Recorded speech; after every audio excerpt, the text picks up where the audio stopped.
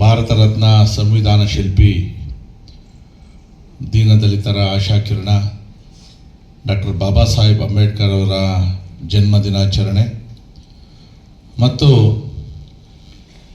ಹಿರಿಯ ಮುಖಂಡರು ನನಗೆ ಆತ್ಮೀಯರಾದಂಥ ಡಾಕ್ಟರ್ ಎಂ ವೆಂಕಟಸ್ವಾಮಿ ಅವರ 70ನೇ ವರ್ಷದ ಜನ್ಮ ದಿನಾಚರಣೆಯನ್ನು ಬಾಬಾ ಸಾಹೇಬ್ ಅಂಬೇಡ್ಕರ್ ಅವರ ಭವನದಲ್ಲಿ ಆಚರಣೆಯನ್ನು ಮಾಡ್ತಾಯಿದ್ದೀವಿ. ಕಳೆದ ಸರಿ ನಮ್ಮ ಎಲ್ಲ ಮುಖಂಡರು ಬಂದಾಗ ಅಂಬೇಡ್ಕರ್ ಅವರ ಜನ್ಮ ದಿನಾಚರಣೆ ಈಗ ಜ್ಞಾಪಕ ಮಾಡ್ತಾ ಇದ್ದೀರಲ್ಲ, ಏಪ್ರಿಲಲ್ಲಿ ಮಾಡಬೇಕಾಗಿತ್ತು ಅಂದೆ.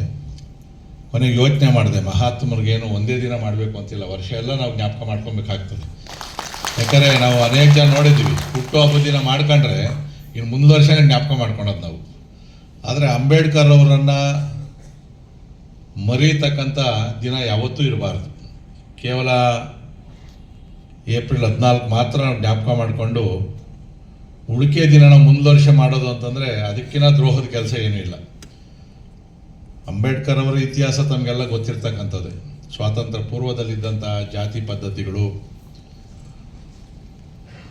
ತುಳಿತಕ್ಕೊಳಗಾದವ್ರನ್ನ ಇನ್ನೂ ತುಳಿತಕ್ಕಂಥದ್ದು, ವಿಪರೀತವಾದಂಥ ಜಾತಿ ಮಡಿವಂತಿಕೆ, ಇಂಥ ಸಂದರ್ಭದಲ್ಲಿ ಸಿಡಿದೆದ್ದ ಅಂಬೇಡ್ಕರ್ ಅವರು ಬಾಲ್ಯದಿಂದಲೇ ಅವರು ಇದಕ್ಕೆ ತೀವ್ರ ವಿರೋಧವನ್ನು ಮಾಡಿ ಅನೇಕ ಕಷ್ಟ ನಷ್ಟಗಳನ್ನು ಅನುಭವಿಸಿ ಛಲ ಬಿಡದ ತ್ರಿವಿಕ್ರಮನ ರೀತಿಯಲ್ಲಿ ಬಹುಶಃ ಪ್ರಪಂಚದಲ್ಲಿ ಅತ್ಯಂತ ಮೇಧಾವಿ, ಅತ್ಯಂತ ಹೆಚ್ಚಿನ ಪದವಿಗಳನ್ನು ಪಡೆದಂಥ ಒಬ್ಬ ಮಹಾನ್ ಮೇಧಾವಿ ಬಾಬಾ ಸಾಹೇಬ್ ಅಂಬೇಡ್ಕರ್ ಅವರೇನಾದರೂ ಇಲ್ಲದೆ ಹೋಗಿದ್ದಿದ್ರೆ ಪರಿಸ್ಥಿತಿ ಸ್ವಲ್ಪ ಸುಧಾರಿಸ್ತಾ ಇತ್ತೇನೋ, ಇಷ್ಟೊಂದು ಸುಧಾರಿಸ್ತಾ ಇರಲಿಲ್ಲ. ನಮಗೆ ದೇಶಕ್ಕೆ ಸ್ವಾತಂತ್ರ್ಯ ಬಂದಾಗ ಪೂರ್ವದಲ್ಲೇ ಬ್ರಿಟಿಷ್ ಆಡಳಿತ ಇತ್ತು, ಒಂಥರ ಸರ್ವಾಧಿಕಾರ, ಅವ್ರು ಹೇಳಿದ್ದೇ ಅಧಿಕಾರ. ನಮ್ಮ ದೇಶಕ್ಕೆ ಸ್ವಾತಂತ್ರ್ಯ ಬಂದ ಮೇಲೆ ನಮ್ಮದೇ ಆದಂಥ ಒಂದು ಸಂವಿಧಾನ ಬೇಕಲ್ಲ, ಆಡಳಿತ ಬೇಕಲ್ಲ. ರಚನೆ ಆಗಿರಲಿಲ್ಲ. ನಮ್ಮದೆಲ್ಲ ರಾಜ ಮಹಾರಾಜರ ಕಾಲದಲ್ಲಿ ಅವರವ್ರ ಪ್ರಾಂತ್ಯ ಅವರವ್ರು ಆಳ್ಕೊತಾ ಇದ್ರು, ಯಾವ ಕಾನೂನು ಕಟ್ಟಲೆ ಏನಿರಲಿಲ್ಲ. ಕ್ಲಿಷ್ಟವಾದಂಥ ಕೆಲಸ. ಅದರ ಜವಾಬ್ದಾರಿಯನ್ನು ಬಾಬಾ ಸಾಹೇಬ್ ಅಂಬೇಡ್ಕರ್ ಅವರ ಹೆಗಲಿಗಾಗ್ತಾರೆ. ಅವರು ಅತ್ಯಂತ ಮೇಧಾವಿ ಆಗಿರೋದ್ರಿಂದನೇ ಇಡೀ ಪ್ರಪಂಚ ಮೆಚ್ಚೋ ರೀತಿಯಲ್ಲಿ ಸಂವಿಧಾನದ ರಚನೆಯನ್ನು ಮಾಡ್ತಾರೆ. ನಮ್ಮದು ದೊಡ್ಡ ಪ್ರಜಾಪ್ರಭುತ್ವ ರಾಷ್ಟ್ರ, ನಮ್ಮದು ಅತ್ಯಂತ ಹೆಚ್ಚಿನ ಜನಸಂಖ್ಯೆ ಇರ್ತಕ್ಕಂಥದ್ದು. ಆದರೆ ಇವತ್ತು ಆ ಸಂವಿಧಾನ ವಿಶ್ವಕ್ಕೆ ಮಾದರಿಯಾಗಿರ್ತಕ್ಕಂಥದ್ದು. ಅದರ ರೂವಾರಿಗಳು ಬಾಬಾ ಸಾಹೇಬ್ ಅಂಬೇಡ್ಕರ್ ಅವರು. ಇವತ್ತು ನಾನು ಶಾಸಕನಾಗಿ ಇವತ್ತು ನೀವು ನನ್ನಲ್ಲಿ ಕರೆದಬೇಕು ಅಂತಂದರೆ ಅದು ಬಾಬಾ ಸಾಹೇಬ್ ಅಂಬೇಡ್ಕರ್ ಅವರು ಕೊಟ್ಟಂಥ ಭಿಕ್ಷೆ. ಇಲ್ಲಾಂದರೆ ನಾನು MLA ಎಲ್ಲ ಆಗ್ತಾಯಿದ್ದೆ, ಸಂವಿಧಾನದ ಅಡಿಯಲ್ಲಿ ನಾನೆಲ್ಲಿ ನಮಗೆ ಅವಕಾಶ ಸಿಗ್ತಾಯಿತ್ತು. ಸ್ವಾತಂತ್ರ್ಯ ಪೂರ್ವದಲ್ಲಿ ಸಂವಿಧಾನ ರಚನೆ ಆಗೋಕ್ಕೆ ಮೊದಲು ಎಲ್ಲಿ MLA ಇದ್ದರು, ಎಲ್ಲಿ ಮುಖ್ಯಮಂತ್ರಿಗಳಿದ್ರು? ನಮ್ಮ ದೇಶದಲ್ಲಿ ಎಲ್ಲೂ ಇರಲಿಲ್ಲ. ರಾಷ್ಟ್ರಪತಿಯಿಂದ ಹಿಡಿದು ಸಾಮಾನ್ಯ ಜನಗಳಿಗೂ ಕೂಡ ಅವಕಾಶವನ್ನು ತುಂಬ ಚೆನ್ನಾಗಿ ಕೊಟ್ಟಿದ್ದಾರೆ. ಅವರನ್ನು ಮರೆಯುವಂಥ ಪ್ರಶ್ನೆ ಇಲ್ಲ. ನಾವೆಲ್ಲ ಕೂಡ ದೇವರುಗಳನ್ನು ಪೂಜೆ ಮಾಡ್ತೀವಿ, ಕಣ್ಣು ಕಾಣಿಸದೇ ಇರೋ ದೇವರು, ನಮ್ಮ ಶಕ್ತಿಯನ್ನು ಕೊಡೋ ತಂದೆ, ನಮ್ಗೆ ಒಳ್ಳೇದು ಮಾಡು ಅಂತೇಳಿ. ಅದೇ ಕಣ್ಣಿಗೆ ಕಂಡು ಪ್ರತಿನಿತ್ಯ ಕೂಡ ನಮಗೆ ಒಳಿತಾಗೋ ರೀತಿ ಮಾಡಿರ್ತಕ್ಕಂಥವ್ರು ಬಾಬಾ ಸಾಹೇಬ್ ಅಂಬೇಡ್ಕರ್ ಅವರು. ಅವರನ್ನು ನಾವು ಪ್ರತಿನಿತ್ಯ ಪ್ರಾತಸ್ಮರಣೀಯರನ್ನಾಗಿ ನಾವು ಪೂಜೆಯನ್ನು ಮಾಡಬೇಕಾಗ್ತದೆ. ಆದರೂ ಈಗಲೂ ಕೂಡ ಅಂಬೇಡ್ಕರ್ ಅವರ ಕೊಟ್ಟಂಥ ಅವಕಾಶಗಳನ್ನು ವಂಚಿತರಾಗಿರೋರು ಕೂಡ ಇದ್ದೀವಿ ನಾವೆಲ್ಲ ಕೂಡ. ಇವತ್ತು ಕೂಡ ಯಾಮಾರಿಸ್ತಾರೆ. ಉದಾಹರಣೆಗೆ ನಾನೇನು ರಾಜಕೀಯ ಮಾತಾಡೋಕ್ಕೂ ಇರೋ ವಾಸ್ತವ ಹೇಳ್ತೀನಿ. ಪ್ರತಿ ಬಡ್ಜೆಟಲ್ಲೂ ಕೂಡ SC STಗೆ ಇಷ್ಟು ಅನುದಾನ ಅಂತ ತೆಗೆದಿಟ್ಟಿರ್ತೀವಿ. ಸ್ವಲ್ಪ ಸೌಂಡ್ ಕಮ್ಮಿ ಮಾಡೋ, ಹಮ್ಮಿಂಗು. ಸ್ವಲ್ಪ ದುಡ್ಡನ್ನು ಇಟ್ಟಿರ್ತೀವಿ, ಅದು 20,000 25,000 ಕೋಟಿ ಈ ಥರ ಎಲ್ಲ ಇಟ್ಟಿರ್ತೀವಿ. ಆದರೆ ಈ ವರ್ಷ ಏನಾಯಿತು ಅಂದರೆ ಆ SC ST ಜನ ಇಟ್ಟಿರ್ತಕ್ಕಂಥ ದುಡ್ಡೇ ಇಲ್ದಂಗೆ ಆಗೋಗೈತೆ. ಮೊದಲು ಕಾಲೋನಿಗಳಿಗೆ ಡೆವಲಪ್ಮೆಂಟ್ ಕೊಡೋರು, ಆ ಕಾರ್ಪೊರೇಷನ್ನಿಂದ ಆ ಗಂಗಾ ಕಲ್ಯಾಣ ಬೋರ್ವೆಲ್ಗಳು, ಕಾರ್ ತೊಗೊಳೋದಕ್ಕೆ ಒಂದಷ್ಟು ಸಹಾಯಧನ, ಈ ಥರ ಕೊಡ್ತಾಯಿದ್ರು. ಈ ಸರಿ 500 ಜನ ಅಪ್ಲಿಕೇಶನ್ ಆಗಿದ್ರೆ 3 ಜನ ಸೆಲೆಕ್ಟ್ ಅಂತಾರೆ. ಸೆಲೆಕ್ಟ್ ಮಾಡೋರು ಯಾರು? ಆಯಾ ಕ್ಷೇತ್ರದ MLAಗಳು. ನಮ್ಮ ಪರಿಸ್ಥಿತಿ ಹೆಂಗಾಗಿ ನಾನು ಬರೆದೇ ಬಿಟ್ಟೆ ಸರ್ಕಾರಕ್ಕೆ, ನೀವು ಕಳಸರಿಗಿಂತಲೂ ಭಾಳ ಕಡಿಮೆ ಕೊಟ್ಟಿರೋದ್ರಿಂದ ನಾನು ಆಯ್ಕೆ ಮಾಡೋಕ್ಕಾಗಲ್ಲ, ನಿಮ್ಮ ಹಂತದಲ್ಲೇ ನೀವು ಆಯ್ಕೆ ಮಾಡಿರಿ ಅಂತ. 500 ಜನದಲ್ಲಿ 3 ಜನಕ್ಕೆ ನಾನು ಕಾರ್ ಲೋನ್ ಸ್ಯಾಂಕ್ಷನ್ ಮಾಡಿಕೊಟ್ರೆ ಇನ್ನು 497 ಜನ ಊರಾಗ ಕಾಯ್ಕೊಂಡು ಕುಂತಿರ್ತಾರೆ. ನಮ್ಗೆ ಮಾಡಿಕೊಟ್ಟಿಲ್ಲ, ನೀನು ಬರೀ 3 ಜನಕ್ಕೆ ಕೊಟ್ಟಿದ್ದೀಯ ಅಂತ. ಆಫೀಸರ್ಸ್ ಏನು ಅಂದರೆ ಅಪ್ಪ ಅದು MLA ಅವ್ರು ಮಾಡಿರೋದು ನಂದಿಲ್ಲ ಅಂತ ಅವನು ತಪ್ಪಿಸ್ಕೊತಾನೆ. ಅಟ್ಲೀಸ್ಟ್ ಒಂದು 20-30 ಜನ ಕೊಟ್ಟರೆ ಅದ್ರಲ್ಲಿ ಯಾರು ತೀರಾ ಬಡವಿರೋದು ನಾವು ಕೊಡ್ಬೋದು. ಮೊನ್ನೆ ಸನ್ಮಾನ್ಯ ಮುಖ್ಯಮಂತ್ರಿಗಳು ಸಿದ್ದರಾಮಯ್ಯವರು ಒಪ್ಕೊಂಡವ್ರು, ಯಾವುದು ನಾವು ತಪ್ಪು ಮಾಡಿದ್ದೀವಿ, ಈ ಸರಿ ಆ ದಲಿತರಿಗೆ ಸೇರಬೇಕಾಗಿರ್ತಕ್ಕಂಥ ದುಡ್ಡನ್ನು ನಾವು ಫ್ರೀ ಯೋಜನೆಗಳಿಗೆ ಹಾಕ್ಕೊಂಡಿದ್ದೀವಿ ಅಂತೇಳಿ, ಅದಕ್ಕೆ ಪ್ರತ್ಯೇಕವಾಗಿ ಕೊಡಬೇಕಾಗಿತ್ತು. ಬಹುಶಃ ಈ ಸರಿ ಆದರೂ ಸರೋಗ್ಲಿ ಅಂತೇಳಿ ಇವತ್ತು ನಾನು ಶಾಸಕನಾದಮೇಲೆ, ಶಾಸಕನಾಗೋದಕ್ಕೆ ಮೊದಲು ಕೂಡ ನನ್ನ ಟೀಮ್ ಇದ್ದಿದ್ದೇ ದಲಿತರು ಹುಡುಗರು. ಇವತ್ತು ನಮ್ಮೂರಲ್ಲಿ ಕೇಳ್ಬೋದು, ನನ್ನ ಸ್ನೇಹಿತರವ್ರೆ, ಫಸ್ಟು ನನ್ನ ಜೊತೆಯಲ್ಲಿ ಬೇರೆ ಯಾರು ನಮ್ಮವ್ರು ಇರಲಿಲ್ಲ. ಆ ಟೀಮ್ ಯಾಕೆಂದರೆ ಒಂಥರ ನಂಬಿಕಸ್ತರು. ನಾನು ಹೈಸ್ಕೂಲಲ್ಲಿ ಇಲ್ಲಿ ಓದಬೇಕಾದಾಗ ಇಲ್ಲಿ ಹಾಸ್ಟೆಲ್ ಐತೆ, ಈಗಲೂ ಐತೆ ಹಾಸ್ಟೆಲ್, ಮನೆಯೆಲ್ಲ ಹೊಸ ಹಾಸ್ಟೆಲ್ಗೆಲ್ಲ ಸ್ಯಾಂಕ್ಷನ್ ಮಾಡಿ ಕಟ್ತಾವ್ರೆ. ವಾರಕ್ಕೆ 2 ಸರಿ ಅಲ್ಲೇ ಮಲಗಿಬಿಡ್ತಾ ಇದ್ದೆ. ನಮ್ಮ ಮನೇಲಿ ಬೈತಾ ಇದ್ದಾರೆ ನಮ್ಮ ಅಮ್ಮನು. ಸ್ವಲ್ಪ ಅವರೆಲ್ಲ ಸಂಪ್ರದಾಯವಾದಿಗಳು. ನೀನು ಹೋಗಿ ಅಲ್ಲೆಲ್ಲೋ SC ಹಾಸ್ಟೆಲ್ ಮಲಗ್ತೀಯ ಅಂತಲ್ಲ ನೀನು. ನಾನು ಹೇಳಿದೆ ನನಗೆ ಗೊತ್ತಿಲ್ಲಮ್ಮ, ಅಲ್ಲಿ ಚಪಾತಿ ಕೊಡ್ತಾರೆ, ಅದು ಚಪಾತಿಗೆ ಎಣ್ಣೆ ಹಾಕ್ತಾ ಇರಲ್ಲ ಅವಾಗೆಲ್ಲ ಒಣಗುತ್ತಾರೆ ಚಪಾತಿ ಇರೋರು. ನನ್ನ ಫ್ರೆಂಡ್ಸ್ ವೆಂಕಟೇಶ ರಾಜಣ್ಣ ಅಂತ ಈಗಲೂ ಅವ್ರು ಇಬ್ಬರೂ ಅವರೇ ಉದ್ಯೋಗದಲ್ಲಿದ್ದರು, ರಿಟೈರ್ಡ್ ಆದರು ಅವರು ಕೂಡ ಚಪಾತಿಯಲ್ಲಿ ನನಗೆ ಅರ್ಧ ಕೊಡೋರು. ಅವ್ರು ಮಲಗೋ ಜಾಗದಲ್ಲಿ ಮಲಗೋಕ್ಕೇನಿಲ್ಲ, ಕೆಳಗಡೆ ಚಾಪೆ ಮೇಲೆ ಒಂದು ಬೆಡ್ಶೀಟ್ ಇಬ್ಬರು ಅವರೇ ಒದ್ಕೊಂಡು ಮಲ್ಕೊತಾ ಇದ್ವಿ. ನೀವು ಯಾವತ್ತೂ ನೋಡ್ಬೋದು, ನಾನು 50ವರೆಗೂ ಜಾತಿ ಪದ್ಧತಿ ನೋಡಿದವನಲ್ಲ. ನಮ್ಮ ಮನೆಯಲ್ಲಿ ಕೂಡ ಅಷ್ಟೇ. ಇವತ್ತು ನಮ್ಮ ಮನೆ ಒಳಗಡೆ ಯಾರು ಬೇಕಾದ್ರೂ ಬರ್ಬೋದು, ಒಳಗಡೆ ತಿಂಡಿನೂ ತಿಂತಾರೆ, ಬರ್ತಾರೆ. ನಮ್ಮ ಮನೆಯಲ್ಲಿ ನಮ್ಮ ತಾಯಿಗೆ ಆಮೇಲೆ ಹೇಳಿದೆ, ಇವೆಲ್ಲ ಒಳ್ಳೇದಲ್ಲಮ್ಮ, ಎಲ್ಲರೂ ನಮ್ಮವರೇ ಅಂದಾಗ ನಮ್ಮ ತಂದೆ ಸ್ವಲ್ಪ ದಿಲ್ದಾರ್, ಎಲ್ಲ ನಮ್ಮವರೇ ಅನ್ನೋರು. ಮನೇಲಿ ಸ್ವಲ್ಪ ಆವಾಗ ಆ ಕಾಲ 40 ವರ್ಷ ಹಿಂದೆ ಹೇಳೋವಂಥದ್ದು. ಆಮೇಲೆ ನಮ್ಮ ತಾಯಿ ಕೂಡ ಅಡುಗೆನೂ ಬಡಿಸೋರು ಅವ್ರಿಗೆಲ್ಲ ಕೂಡ. ಅಷ್ಟು ನಾವು ಒಂಥರ ಫ್ಯಾಮಿಲಿಯಲ್ಲಿದ್ವಿ.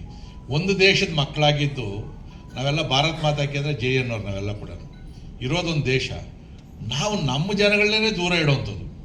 ಎಷ್ಟು ವಿಪರ್ಯಾಸ ಅಂತಂದರೆ, ನಾನು ಅನೇಕ ಸರಿ ಭಾಷಣದಲ್ಲಿ ಹೇಳ್ತೀನಿ, ಚಪ್ಪಲಿ ಮಾಡಿದವನು ಹೊಲ್ದವನ್ನ ಹೊರಗಡೆ ಇಡ್ತೀವಿ, ಚಪ್ಪಲಿನ ಒಳಗಡೆ ಬಿಟ್ಕೊತೀವಿ. ಹೊಲಸ್ತಿನ್ನೋ ಅಂಥ ನಾಯಿನ ಒಳಗಡೆ ಬಿಟ್ಕೊತೀವಿ. ಯಾವ ಮೂರ್ತಿಯನ್ನು ಕೆತ್ತಕ್ಕಂಥ ಒಬ್ಬ ದಲಿತ ಮೂರ್ತಿಯನ್ನು ಕೆತ್ತಾನೆ, ಬಿಲ್ಡಿಂಗ್ ಕಟ್ತಾನೆ, ಗೃಹ ಪ್ರವೇಶ ಮಾಡಿದ್ದಾದ್ಮೇಲೆ ಅವ್ನು ಒಳಕೆ ಬಿಟ್ಕೊಳಲ್ಲ ನಾವು. ಇದಕ್ಕಿಂತ ಅನಿಷ್ಟ ಪದ್ಧತಿ ಬೇರೆ ಏನೂ ಇಲ್ಲ.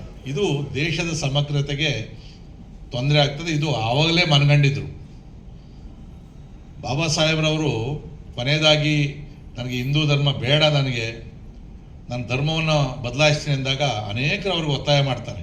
ಮುಸ್ಲಿಮ್ಸ್ ಕರೀತಾರೆ, ಕ್ರಿಶ್ಚಿಯನ್ಸ್ ಕರೀತಾರೆ, ಕೊನೆಗೆ ಅವ್ರನ್ನ ತೀರ್ಮಾನ ಮಾಡ್ತಾರೆ, ಈ ದೇಶದ ಸಂಸ್ಕೃತಿಗೆ ಅನುಗುಣವಾಗಿರ್ತಕ್ಕಂಥ ಧರ್ಮದಲ್ಲೇ ನಾನು ಇರ್ತೀನಿ ಅಂತೇಳಿ ಬೌದ್ಧ ಧರ್ಮಕ್ಕೆ ಹೋಗ್ತಾರೆ. ಯಾಕಂದರೆ ಬೌದ್ಧ ಧರ್ಮ ಹುಟ್ಟಿದ್ದು ನಮ್ಮ ದೇಶದಲ್ಲಿ. ಬೌದ್ಧರು, ಜೈನರು, ಸಿಖ್ರು ಇದು ಬೇರೆ ದೇಶ ಅನ್ನಲ್ಲ, ನಮ್ಮ ದೇಶ ಅಂತಾರೆ. ಮಿಕ್ದವರೆಲ್ಲ ಇದು ನಮ್ಮ ದೇಶ ಅನ್ನಲ್ಲ, ಭಾಳ ಕಡಿಮೆನೇ ಇರೋರ್ಗೆ ಇರ್ತಾರೆ. ಆಮೇಲೆ ಜೈ ಅಂತ ಇನ್ಯಾರಿಗೂ ಓದ್ಬಿಡ್ತಾರೆ. ಇದು ಆವತ್ತೇ ಮನಗಂಡಿದ್ರು, ದೇಶ ಉಳಿಬೇಕು, ಮೊದಲು ದೇಶ ಮೊದಲು, ಉಳಿಕೆದೆಲ್ಲ ಆಮೇಲೆ ಅಂತೇಳಿ. ಇವತ್ತಿಲ್ಲಿ ನಾವು ಏನು ಅಂಬೇಡ್ಕರ್ ಭವನ ಕಟ್ಟಿದ್ದೀವಿ, ಪಾಳ್ಬಿದ್ದ ಜಾಗ ಇದು. ನಾನು MLA ಆಗಿ 3 ವರ್ಷಕ್ಕೆ ಇದನ್ನು ನೋಡಿ ಇಲ್ಲಿ ಬಿಲ್ಡಿಂಗ್ ಶುರು ಮಾಡಿಸ್ದೆ. ಯಡಿಯೂರಪ್ಪ ಅವ್ರ ಮುಖ್ಯಮಂತ್ರಿಗಳು. ನಾನು ಹೇಳಿದೆ, ಸರ್ ಇಲ್ಲಿ ಯಾವುದೂ ಭವನ ಇಲ್ಲ ನಮಗೆ, ಅಂಬೇಡ್ಕರ್ ಅವ್ರ ಹೆಸರಲ್ಲಿ, ಯಾಕಂದರೆ ಬಸವಲಿಂಗಪ್ಪ ಅಂತ ಒಬ್ಬ ಧೀಮಂತ ನಾಯಕರಿದ್ದಂಥ ಕ್ಷೇತ್ರ ಇದು ಅಂತ ಹೇಳಿದಾಗ ಇಮಿಡಿಯೇಟ್ ದುಡ್ಡು ಕೊಟ್ಟರು. ಅದೇ ಇವತ್ತು ಮಾಡಿರೋದು. ಇವತ್ತು ನಿತ್ಯ ಫಂಕ್ಷನ್ ನಡೀತಾನೆ ಇರ್ತವೆ, ಬೇಕಾದ್ರೆ ಫಂಕ್ಷನ್ ನಡೀತಾ ಇರ್ತವೆ. ಅಂಬೇಡ್ಕರ್ ಅವ್ರ ಹೆಸರಲ್ಲೂ ಕಟ್ಟಿದ್ದೀವಿ. ಈಗ ಬಾಬು ಜಗಜೀವನ್ ರಾಮ್ ಅವ್ರ ಹೆಸರಲ್ಲೂ ಕೂಡ ಅರಕೇರಿ ಹತ್ರ 2 ಕೋಟಿ ರೂಪಾಯಿ ಕೊಟ್ಟು ಜಾಗವನ್ನು ಮಂಜೂರು ಮಾಡಿ 2 ಎಕರೆ ಬಿಲ್ಡಿಂಗ್ ಸ್ಟಾರ್ಟ್ ಆಗಿದೆ. ಅದು ಕೂಡ ಶುರು ಮಾಡಿದ್ದೀನಿ ನಾನು. ಎಲ್ಲೆಲ್ಲಿ ಸಾಧ್ಯ ಆಗ್ತದೋ ಅಂಬೇಡ್ಕರ್ ಭವನಗಳನ್ನು ಕಟ್ಟಿಸಿದ್ವಿ. ಯಾಕಂದರೆ ಅಲ್ಲಿ ನಮ್ಮ ಕಾರ್ಯಕ್ರಮಗಳು, ನಮ್ಮ ಹೆಣ್ಣುಮಕ್ಳು ಟ್ರೈನಿಂಗ್ ಮಾಡ್ತಾರೆ, ನಮ್ಮ ಕಾಲೋನಿ ಹುಡುಗರೆಲ್ಲ ಮೀಟಿಂಗ್ ಮಾಡೋದಕ್ಕೆ ಬೇಕಾಗ್ತದೆ. ಈ ಥರ ನಾವು ಬರೀ ಬಾಯಲ್ಲಿ ಹೇಳೋದೊಂದು ಮಾಡೋದೊಂದು ಮಾಡ್ತಾಯಿಲ್ಲ. ಇವತ್ತು ನನಗೆ ಬಲವಾಗಿ ನಿಂತಿರೋದು ನನ್ನ ಕ್ಷೇತ್ರದಲ್ಲಿ ಯಾರು ಅಂತಂದರೆ ನನ್ನ ದಲಿತ ಮುಖಂಡರು. ಮೊದಲು BJP ಹತ್ರನೇ ಬರ್ತಾ ಇಲ್ಲ ಯಾರೂ, ಆದರೆ ಇವತ್ತು ಭಾಳ ಸ್ಟ್ರಾಂಗ್ ಆಗಿರ್ತಕ್ಕಂಥ ಹುಡುಗರವ್ರೆ. ಯಾಕಂದರೆ ಅವ್ರು ನಂಗೆ ಇಟ್ಕೊಂಡಿದ್ದೀವಿ, ಅವ್ರು ಸೈಟ್ ಕೊಡೋವಂಥದ್ದು, ಅನುಕೂಲ ಮಾಡುವಂಥದ್ದು, ಈ ಥರದ್ದು ಕೂಡ ನಾವು ಮಾಡ್ಕೊಂಡು ಹೋಗಿದ್ದೀವಿ. ಸೊ ಇವತ್ತು ನನ್ನನ್ನು ವೆಂಕಟಸ್ವಾಮಿ ಅವರು ಕೂಡ ನನಗೆ ಭಾಳ ಆತ್ಮೀಯ. ಮೊದಲು ಸ್ವಲ್ಪ ಜಗಳ ಆಡ್ಕೊಂಡಿದ್ದೀವಿ ನಾವು, ಆ ಸಿದ್ಧಾಂತಗಳು ಬೇರೆ ಬೇರೆ ಇದ್ದಾಗ. RPIಗೆ ಬಂದಾದಮೇಲೆ ಅವರು ನಮ್ಮ ಜೊತೆಯಲ್ಲಿದ್ದು, ಅಟಾವಳಿಯವ್ರ ಜೊತೆಯಲ್ಲೂ ಕೂಡ ನಾನು ಆ ಕಾರ್ಯಕ್ರಮದಲ್ಲಿ ಭಾಗವಹಿಸಿದ್ದೀನಿ. ಅತ್ಯಂತ ಜ್ಞಾನಿ ಮತ್ತು ವಾಗ್ಮಿ ಅಟಾವಳಿಯವರು ಕೂಡ. ಅವ್ರಿಗೆ ಬರ್ತಾರೆ ಅಂದರೆ ಭಾಷಣ ಕೇಳೋಕ್ಕೆ ಜನ ಬರ್ತಾರೆ ಅಂಥ ಒಬ್ಬ ಇದು.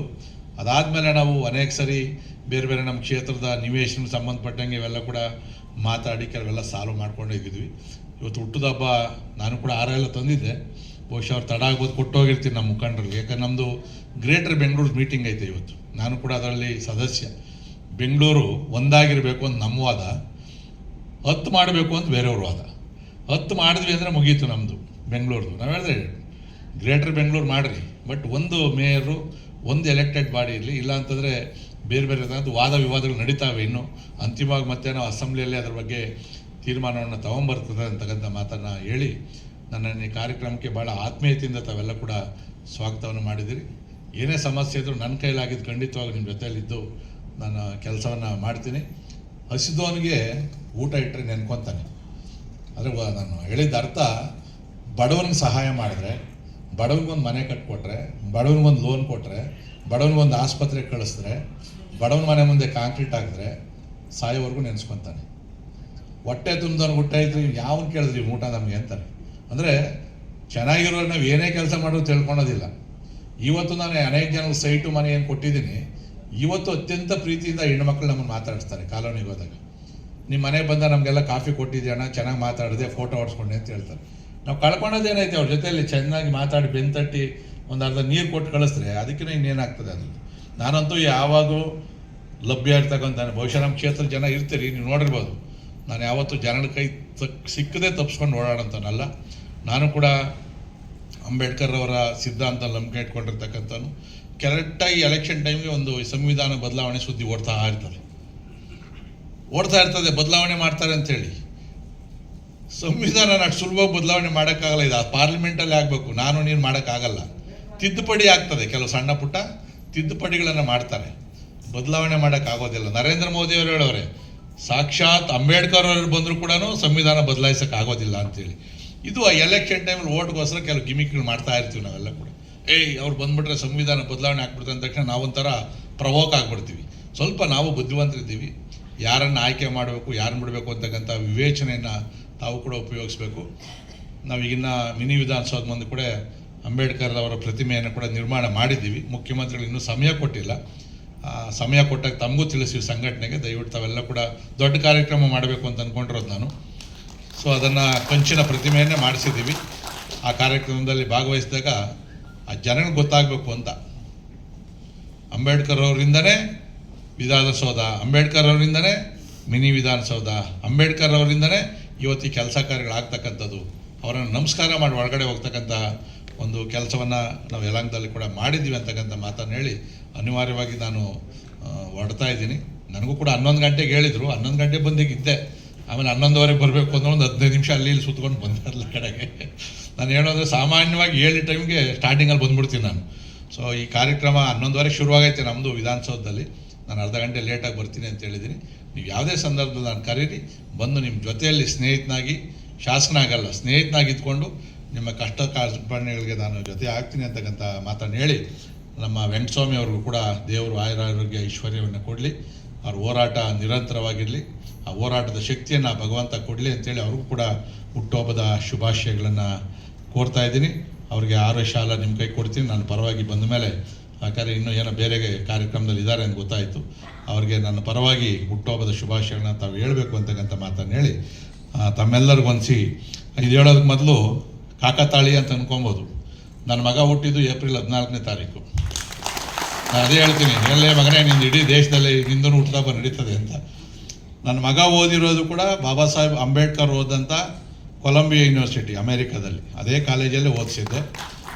London school of economics Baba Saheb Ambedkar ಅಲ್ಲೂ ಓದಿದ್ರು, ನನ್ನ ಮಗ ಅಲ್ಲೂ ಓದಿದ್ದ. ಅದಕ್ಕೆ ಅವ್ನು ಮಿನಿ ಅಂಬೇಡ್ಕರ್ ಅಂತ ಕರಿತಾ ಇರ್ತೀನಿ, ಬಡವ್ರ ಬಗ್ಗೆ ಕೆಲಸ ಮಾಡು ಅಂತೇಳಿ.